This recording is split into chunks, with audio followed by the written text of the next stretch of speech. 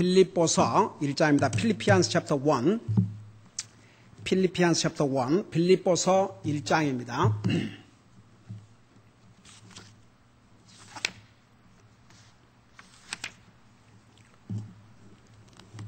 우리 1절, 2절을 같이 한 목소리 읽겠습니다.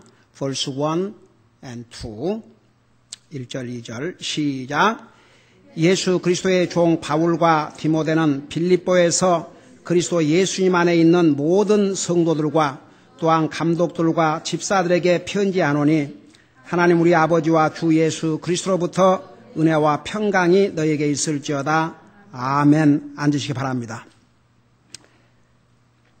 성령님께서 사도 바울을 통해서 편지 형식으로 기록하여 보낸 이 빌립보서는 사도 바울이 로마의 감옥에 갇혀 있었을 때입니다. 여러분, 어떻게 보면 세상에서 가장 기뻐할 수 없는 상황에 있었던 분이 바로 바울 사도였다고 우리는 볼 수가 있습니다. 그는 그리스도의 복음을 전하다가 아무런 까닭 없이 감옥에 갇히게 됐습니다. 근데 그 감옥에서 성령님을 통해서 기록한 그 서신들에는 항상 기뻐하라. 그 기뻐하라는 말씀이 수없이 많이 있습니다. 특별히 이 빌립보서에는 더 그렇습니다. 그래서 빌립보서를 한 제목으로 붙인다면 바로 기뻐하라. 그것이 빌립보서 제목이라는 것을 서론에서 말씀드렸죠. 그 다음에 1장을 보면 그러면 우리가 어떻게 하면 기쁨으로 살 수가 있겠는가? 구원받은 하나님의 자녀가 된 다음에는 그리스도인으로서의 삶을 살아야 기쁨의 삶을 살 수 있습니다. 여러분, 구원받은 하나님의 자녀가 죄를 짓고 어떻게 기뻐합니까? 구원받은 하나님의 자녀가 불신자와 같은 똑같은 삶을 살면서 어떻게 기뻐할 수 있습니까? 만일 어떤 사람이 구원받은 하나님의 자녀라고 하면서 주님을 열심히 섬기지도 않고 믿음으로 살지도 않고 그러면서 그 삶에 기쁨이 있다. 이건 심각한 문제입니다. 여러분, 구원받은 자녀들은 그럴 수가 없습니다.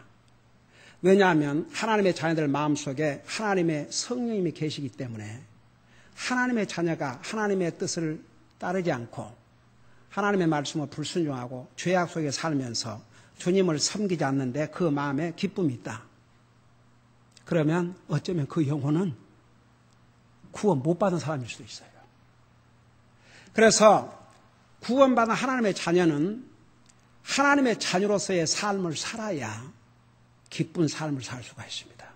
여러분, 사도 바울이 로마의 감옥에 갇혔는데 그 당시의 감옥은 지금과 같은 이런 감옥이 아닙니다. 거기에서 사도 바울은 불평한 적이 없습니다. 감사가 넘치는 삶을 살았습니다.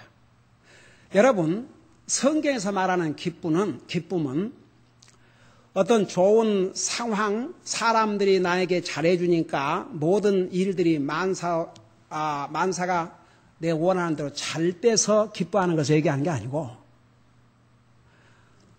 만사가 불통이고 나한테 잘해준 사람 한 사람도 없고 상황은 어려운데 예수 그리스도 안에서 세상이 줄 수 없는 기쁨이 우리 속에서 솟아오르는 것. 그 기쁨을 말하는 거예요. 그 기쁨은 세상이 빼앗아갈 수가 없습니다. 그래서 우리 빌립보서 1장은 우리가 구원받은 하나님의 자녀로서 기쁨의 삶을 살려면 하나님의 자녀로서의 삶을 살아야 됩니다. 그래야 주님이 주시는 성령님께서 우리에게 주시는 그 기쁨을 체험하고 살 수 있다. 그 말입니다. 우리 이제 이것을 여러분 머릿속에 두시고 우리 1장 1절에서 보면 1절에서 2절까지는 문안 인사가 나와 있습니다. 성령님의 감동으로 기록된 하나님의 말씀이지만 성도들에게 사도 바울을 통해서 문안 인사로 시작을 했어요. 그러면서 여기에 사도 바울과 디모데 자신을 예수 그리스도의 종이라고 했습니다. 이 부분에 대해서는 지난 수요일 날 자세하게 설명했죠. 빌립보에서 그리스도 예수님 안에 있는 모든 성도들과 또한 감독들과 집사들에게 편지하노니, 여기에 모든 성도들한테 이 성도들이란 의미가 뭐라고 그랬어요? 구별된 자들. 그러니까 여러분, 우리 옛날에 성 어거스틴, 성 베드로, 그게 세인트란 말인데 그들만 세인트가 붙인 게 아니고 나와 여러분이 세인트예요. 성경에. 성도란 말은 하나님을 향해서 세상으로부터 구별된 자라, 그런 뜻입니다. 나와 여러분이 주님을 영접한 순간에 우리는 세상으로부터 완전히 구별됐습니다. 신분이 완전히 달라졌어요. 여러분, 한 예를 들어서 미국의 오바마 대통령이 됐어요. 대통령이 그 순간에 그와 그 가족들은 다 어디로 들어갔어요? 화이트하우스로 들어갔어요. 백악관에. 아무리 자유스러운 나라지만 대통령의 자녀들이라는 신분 때문에 함부로 못해요. 여러분, 옛날에 부시 대통령 딸이 이제 18살이 돼가지고 식당에 가서 술을 마신 게 아니고 그 주스에 알코올 성분이 들어간 걸 이제 18살 됐으니까 그냥 이제 그 호심에서 그걸 하나를 시켜서 마셨는데 이게 신문에 난리를 해야 됐어요. 그러니까 미국 여론이 아무리 그렇지만, 물론 대통령 자녀들이지만 너무 그런까지 그렇게 신문에 그 애들을 그런 식으로 안 하는 거 좋다는 그런 여론이 강해가지고 조금 뭐 하다가 잠잠해졌어요. 세상도요, 그래요. 여러분, 하나님 안 믿는 사람들이, 예수님 믿는 사람들은 자기들과 달라야 된다고 그렇게 믿어요. 안 믿는 사람들이 그런 기준을 가지고 있어요. 믿는 사람들은 안 믿는 사람보다 모든 면에서 나아야 된다. 안 믿는 사람들이 그런 기준을 가지고 있습니다. 그래서 믿는 사람, 우리가 주님을 영접한 순간에 성도라는 칭호를 얻게 되는데 그 성도라는 칭호가 얼마나 영광스러운 칭호인 줄 아십니까? 하나님을 향해서 구별된 자, 거룩히 구별된 자, 이 얼마나 아름다운 칭호입니까? 그러니까 이제 우리가 구원받은 하나님의 자녀로서 우리가 구원은 하나님의 은혜로 구원받고 하나라 하지만 그런 성도의 칭호를 얻었기 때문에 하나님의 자녀들로서 하나님을 향해서 거룩한 자로서 구별된 자들이기 때문에 그 신분에 맞는 삶을 살아야 한다, 그 말입니다. 그래서 이제 예수님 안에 있는, 그랬죠. 제가 그 이 부분도 자세하게 설명했죠. 우리 그리스도인들은 항상 예수님 안에서 살아야 됩니다. 주님 밖에서 살면 행복할 것 같지만 행복할 수가 없습니다. 예수님 안에서 살아야 정말 행복합니다. 여러분, 그래서 예수님께서 내가 너 안에 있고 너가 내 안에 있으면, 그러니까 너가 내 안에 있고 내가 너 안에 있다면 같이 사는 거예요. 주님이 우리 안에 사시고 우리가 주님 안에 살고, 그리하면 많은 열매를 맺을 것이라고 그랬습니다. 그러니까 여러분, 항상 우리 예수님 안에서 살아야 돼요. 예수님 안에서 살아야 그게 가장 안전하고, 예수님 안에서 살아야 그게 가장 기쁘고, 예수님 안에서 살아야 그게 가장 평안하고, 예수님 안에 살아야 그게 진짜 그리스도인으로서 행복한 삶인 거 우리 절대 잊어서는 안 될 줄로 믿습니다. 그래서 예수님 안에 있는 모든 성도들과 감독들과 집사들에게 편지하노니, 교회 세 그룹을 얘기하고 있어요. 우리 모두가 성도들이에요. 그러니까 여러분, 보통 그 기성 그 한국 교회에 보면 형제 자매, 성도란 말을 잘 사용 안 해요. 어떨 때는 이제 성도라고 또 목사에 따라서 그렇게 부르기도 한데 형제 자매라고 부르질 않아요. 그래서 그냥 다 집사예요. 여러분, 예수님을 자기 구주로 영접한 순간에 예수 그리스도의 피로 한 형제 자매가 됐어요. 그래서 구원받은 하나님의 자녀가 된 다음에는 형제 자매라는 칭호가 가장 자연스러운 칭호입니다. 저는 아직도 제가 그 미국 교회에 처음에 갔을 때 하여튼 그 교회의 특징을 한마디로 말하면 그렇게 친절했어요. 그렇게 다 와서 친절하게 인사를 하면서 다른 사람한테는 전부 다 뭐 브라더 스미스, 브라더 존슨, 브라더 뭐 이러면서 나한테 와서는 미스터 킴이라고 그러는데 처음에는 아 그런가 보다. 그 미국에는 미스터란 말이 존칭인데 이렇게 존칭해서 그런가 보다. 근데 몇 주가 지나가면서 그렇게 슬펐어요. 근데 그 미국교회 목사님 만나서 복음을 듣고 구원받고 침례에 순종하고 나니까 그 교회 성도들이 와서 축하해주고 악수를 하면서 그때 브라더 킴, 그 브라더 킴이라는 그 말이 얼마나 감격스럽고 듣기가 좋았던지. 여러분, 그래서 우리가 주 안에서 형제 자매라고 부를 수 있다는 게 얼마나 복된 칭호인지 몰라요. 우리는 주 안에서 성도들입니다. 하나님을 향해서 거룩되게 구별된 하나님의 거룩한 백성들이라 그런 뜻입니다. 그래서 성도들과 그 다음에 감독들, 이 감독은 성경에 우리 디모데전서 3장에 보면 감독과 집사의 직분에 대해서 그 자격에 대해서 나와요. 그러니까 성경에서 감독, 장로, 목사는 동일인입니다. 여러분 그거 잊지 마세요.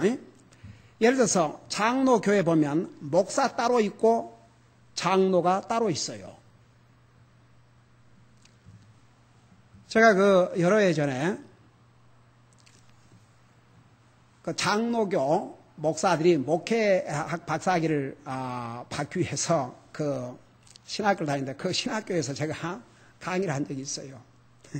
다 그 장로교 목회를 하는 현직 목회하는 목사님들 내가 물어봤어요. 교회 리더가 누구냐 그러니까 뭐라는 줄 아십니까? 그 장로교 목사들이 장로라고 그러더라고요. 그러면 여러분들은 뭐 하는 사람입니까? 그러니까 우리는 강당권밖에 없습니다. 그러니까 강당에 설교하는 것 외에는 모든 권한과 리더는 장로라 이거죠. 그래서 제가 참 그 얘기를 듣고 진짜 깜짝 놀랐어요. 목사 스스로가 리더십을 포기해버린 거죠. 그러니까 장로교는 이름 그대로 장로들의 교회예요. 성도들의 교회가 아니고.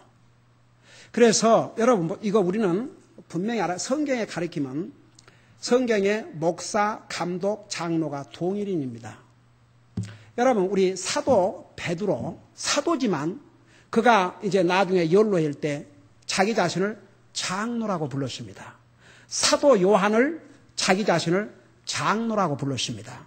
이 장로 엘드란 말은 영어 그대로 나이가 드신 분들, 그러니까 목회자로서 나이와 연세가 높으시고 경륜이 많다는 의미에서 장로라고 그랬어요.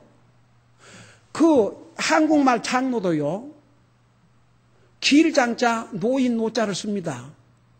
그 한문에서 온 말이에요. 경험이 많고 나이가 들었다 이거죠. 그래서 성경에서 장로, 목사, 감독은 동일인인데 장로라고 부를 때는 성도들을 인도한다는 면에서, 그 다음에 감독이라고 그럴 때는 오버시어, 성도들의 영적인 상태를 감독한다는 의미에서, 그 다음에 목사라고 그럴 때는 패스터, 성도들에게 하나님의 말씀을 먹이고 양육한다는 의미에서 동일인이에요. 그러니까 제가 여러분들을 하나님의 말씀으로 먹이고 목회를 할 때는 목사고, 여러분을 영적으로 리드할 때는 장로고, 여러분의 영적인 삶을 감독하고 책망하고 그건 감독이에요. 동일인이에요. 제가 목사이면서 제 아내의 남편이요, 제 자식들의 아빠이듯이 동일인이에요. 감독, 장로, 목사. 그러니까 여기에 그럼 왜 이 하나님 말씀 이렇게 써보내면서 왜 성도들과 감독들과 왜 장로는 안 들어가 있고 목사는 안 들어가 있고 그래서 이 감독 속에 장로, 목사, 감독이 다 동일인이에요. 그리고 집사들에게 편지하노니 그랬죠.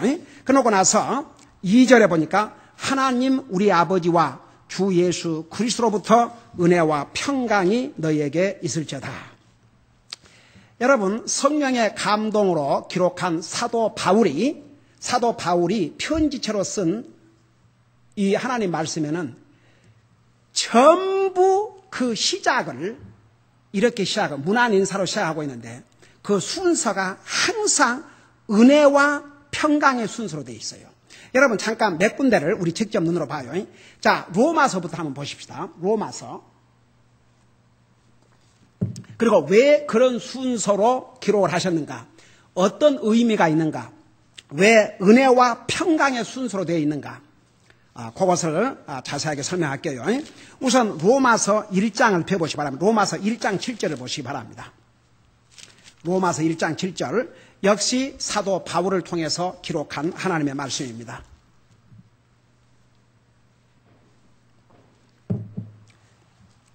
로마서 1장 7절을 보겠습니다. 거기 보면 바울은 로마에서 하나님께 사랑을 받고 성도로 부르심을 받은 모든 사람에게, 여기다 성도란 말이 나오죠. 편지하노니 하나님 우리 아버지와 주 예수 그리스도로부터 은혜와 평강이 너희에게 있을지어다. 은혜와 평강이 너희에게 있을지어다. 그 순서 있죠. 그 다음에 고린도전서 1장 3절을 펴시기 바랍니다. 고린도전서 1장 3절입니다.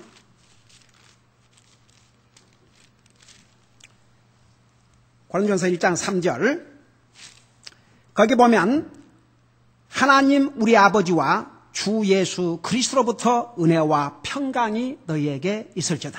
역시 여기도 하나님 우리 아버지와 주 예수 그리스도로부터 은혜와 평강이 너희에게 있을지어다. 그 다음에 고린도후서 1장 3절을 보겠습니다. 고린도후서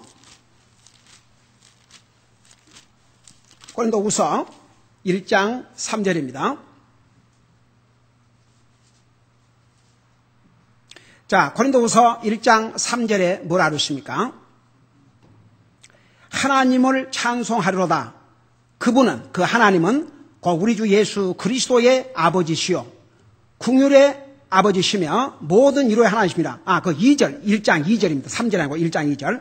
하나님 우리 아버지와, 역시 하나님 우리 아버지와 주 예수 그리스도로부터 뭐라고 그랬어요? 은혜와 평강이 너희에게 있을지어다. 그 다음에 우리 갈라디아서 1장 3절을 보겠습니다. 그 다음에 책인 갈라디아서 1장 3절. 고린도후서 다음에 갈라디아서 1장 3절. 여러분 찾았으면 우리 같이 한번 읽어보겠습니다. 1장 3절입니다. 시작. 하나님 아버지와 우리 주 예수 그리스도로부터 은혜와 평강이 너희에게 있을지어다. 그 다음에 우리 빌립보서 바로 전책인 에베소서를 봐요. 에베소 역시 1장 2절. 에베소 1장 2절.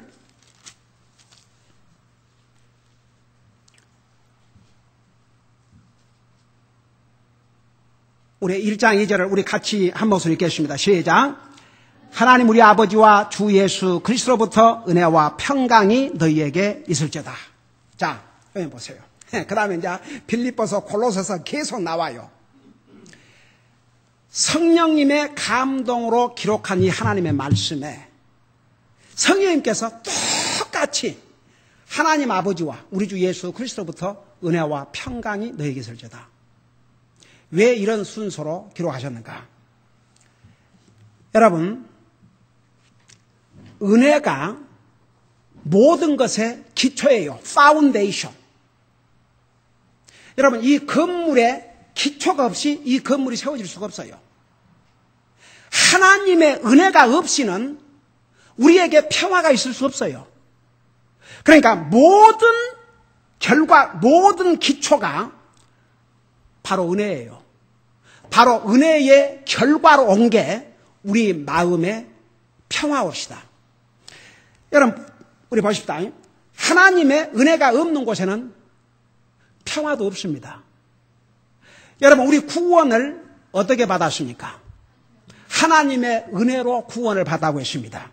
그러니까 하나님의 은혜가 없이는 구원받을 수 없고 구원받은 하나님의 자녀가 되어야 하나님이 주신 평안을 체험할 수 있습니다.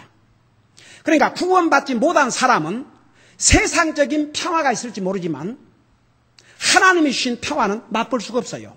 우리 예수님께서 뭐라 하십니까? 요한복음에서 이 세상이 주는 평화는 일시적인 것이지만 내가 주는 평화는 영원한 것이라고 말씀하셨습니다. 그러니까 평화는 평화지만 다릅니다. 주님으로부터 오는 평화, 세상으로부터 오는 평화, 세상으로부터 오는 평화는 일시적이에요.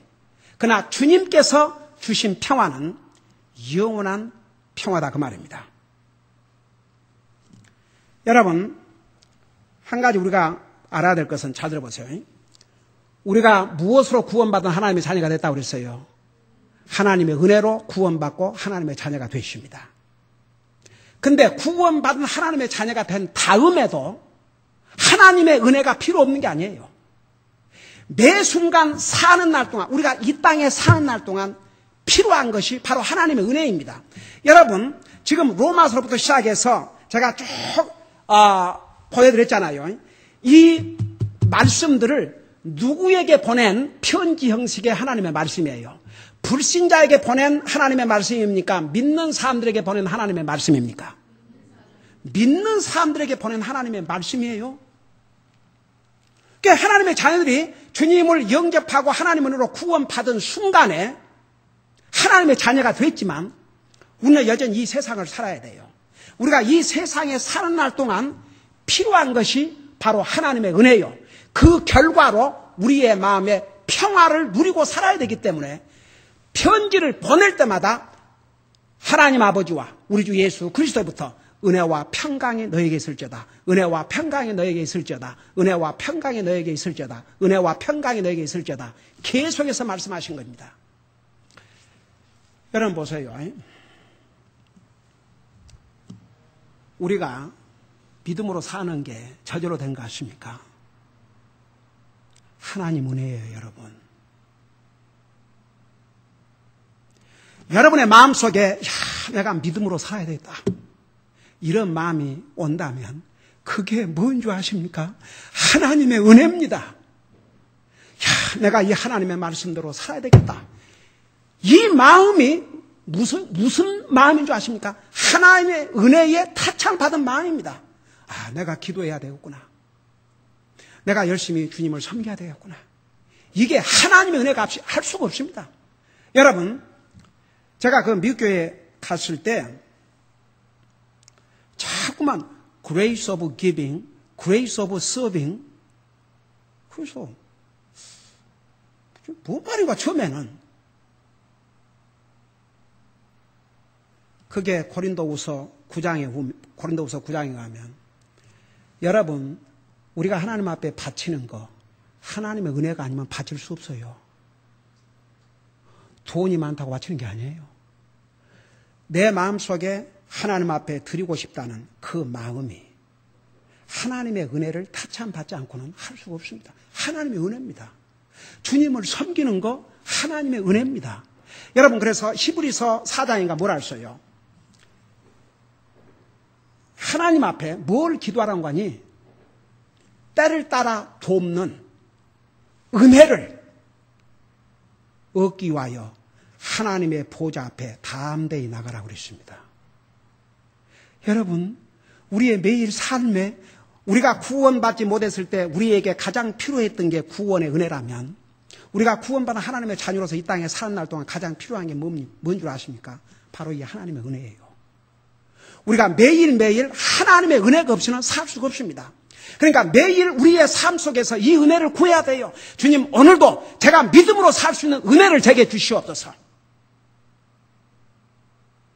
주님 안에서 평안을 누릴 수 있도록 저에게 은혜를 베풀어 주시옵소서. 왜? 마음에 평화가 없으면요, 사탄이 그 마음을 시험하거든요. 그래서 하나님의 은혜가 필요합니다. 여러분, 구원받은 하나님의 자녀는 이 은혜를 더 간구해야 됩니다. 왜? 그 은혜가 없이는 우리가 이 세상에 사는 날 동안 하나님의 자녀로서 승리의 삶을, 평화의 삶을 살 수 없기 때문에. 그래서 여러분이 매일 기도하셔야 돼요. 그 무엇보다도 하나님의 은혜를 구해야 됩니다. 오늘도 믿음으로 살 수 있는 은혜를 주시옵소서. 제게 기도할 수 있는 은혜를 주시옵소서. 주님을 더 열심히 섬길 수 있는 은혜를 주시옵소서. 주님 앞에 항상 기쁨으로 드릴 수 있는 은혜를 주시옵소서. 항상 용서할 수 있는 은혜를 주시옵소서. 베풀 수 있는 은혜를 주시옵소서. 감사할 수 있는 은혜를 주시옵소서. 그 은혜가 진짜 우리에게 필요합니다. 여러분, 왜 이렇게 수없이 서두에서 하나님 우리 아버지와 주 예수 그리스도부터 은혜와 평강이 너에게 있을지어다. 왜 이렇게 주님에게 이런 문안으로 이 은혜와 평강을 사도 바울을 통해서 빈주라 하십니까? 바로 우리 모두에게, 지금 우리가 구원받은 하나님의 자녀들입니다. 하나님의 자녀들은 이 은혜와 평강을 항상 가지고 살아야 우리가 믿음으로 살고 또 믿음의 승리의 삶을 살 수 있기 때문에, 그래서 은혜와 평강을 빌었습니다. 서두에서. 그러니까 여러분, 우리가 하나님의 은혜로 구원을 받고 삶은 하나님의 은혜로 사는 게 아니라 내 멋대로 산다 그러면 이건 절대 기쁨의 삶을 살 수가 없습니다. 하나님의 은혜로 구원받은 하나님의 자녀는 이 땅에 사는 삶도 하나님의 은혜로 살도록 노력해야 될 줄로 믿습니다. 매일 여러분, 하나님 오늘도 정말 제가 하나님의 자녀로서 승리의 삶을 살 수 있는 은혜를 주시옵소서. 믿음으로 살 수 있는 은혜를 주시옵소서. 내 마음에 주님으로 말미암아 기쁨과 평안이 충만할 수 있는 그런 은혜를 제게 주시옵소서. 여러분이 매일 그 은혜를 간구하고 살면 여러분의 영적인 삶이 정말 기쁘고 주님 은혜 안에서 힘을 얻고 용기를 얻고 살게 될 줄로 믿습니다. 기도하십시다. 우리 아버지 하나님, 우리가 구원도 하나님의 은혜로 받았고 우리가 이 땅에 사는 날 동안 매 순간순간 우리는 하나님의 은혜와 평강이 없이는 살 수가 없습니다.